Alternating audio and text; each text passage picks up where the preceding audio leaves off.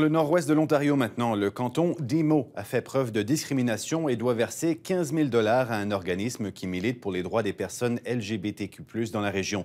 C'est la décision rendue par le Tribunal des droits de la personne de l'Ontario. On en parle avec la journaliste Orphée Moussango. Orphée, c'est une décision qui fait réagir. C'est ça, parce qu'on a parlé avec le coprésident de Borderland Pride qui dit en fait être ravi, mais pas surpris de la décision parce qu'il y avait déjà des précédents. Donc, pour remettre les gens dans le contexte, en juin 2020, 3 des élus municipaux du canton d'Imo avaient rejeté une motion qui visait à proclamer le mois de juin comme étant le mois de la fierté. Donc, pour justifier sa position, le maire Harold McQuaker avait dit, et je cite, « Il n'y a pas de drapeau hissé pour les personnes hétérosexuelles ». Donc, quelques semaines plus tard, Borderland Pride a décidé donc de déposer une plainte au tribunal des droits de la personne pour discrimination basée, entre autres, sur l'identité du genre ou encore sur l'orientation sexuelle.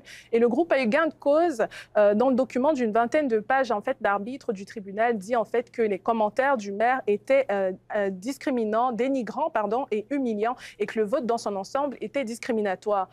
Donc le canton doit remettre 10 000 $ à Borderland Pride et le maire de son côté doit sortir 5 000 $ de sa poche pour donner donc à Borderland Pride. On n'a pas eu son commentaire, il n'a pas accepté notre demande d'entrevue, mais on peut écouter le coprésident de Borderland Pride. This is a decisive victory for 2S LGBTQIA+ people. I think people are feeling vindicated, that we were right, that the things we were saying at the outset of this, that we were entitled to the provision of the service without discrimination, that all those things were true, and the tribunal has said that.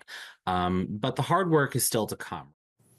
Ouais, la 15 000 $, c'est quand même une grosse somme pour un canton de la taille d'Imo. Orphée, quel est le message que le tribunal veut faire passer avec une telle décision?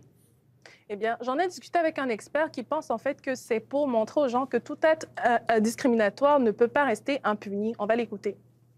Habituellement, c'est au corps politique, la municipalité, par exemple, le ministère, de payer des dommages du genre. C'est ce que la suite des choses pourrait être marquée. La réponse, effectivement, c'est oui, parce que le message est excessivement puissant, surtout que on peut accuser le maire, et je pense que c'est le cas, de négligence, de ne pas avoir été suffisamment réceptif. À noter que le maire du canton d'Imo et le directeur général actuel du canton ont 30 jours pour suivre une formation sur les droits de la personne 101 en ligne et d'en partager les preuves avec Borderland Pride. Orphée Moussango en direct de Sudbury, merci. Au revoir.